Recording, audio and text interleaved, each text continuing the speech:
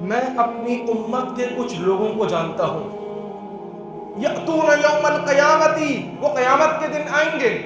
بِأَعْمَالِ أَمْثَالِ جِبَالِ تِہَامَةَ بَیْضَاء، بڑے بڑے پہاڑوں کے برابر اعمال لے کر کے آئیں گے، نمازیں پہاڑوں کے برابر،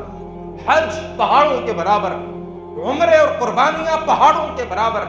قرآن کی تلاوت اجر و ثواب پہاڑوں کے برابر،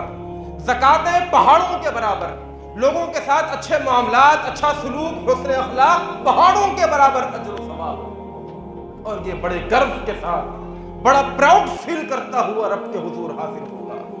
اللہ اکبر۔ اور اللہ سبحانہ و تعالیٰ اس پہاڑوں کے برابر وزنی اعمال کو ہاتھ پہ رکھ کر پھونک مار کے اڑا دے گا۔ اب جب صحابہ نے اس حدیث کو سنا، اللہ کے رسول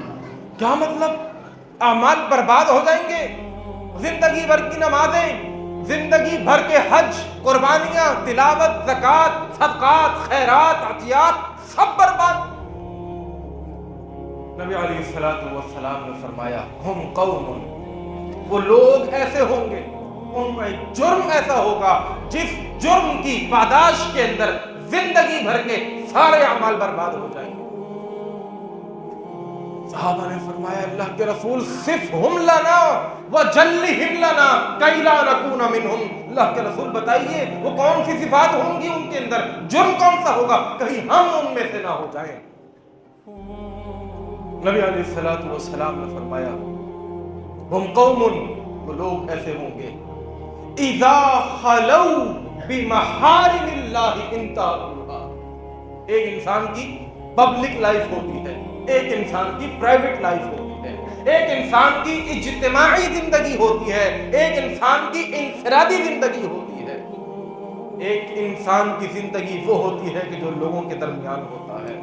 جب لوگوں کے درمیان ہوتا ہے تو گناہ کو چھوڑتا ہے،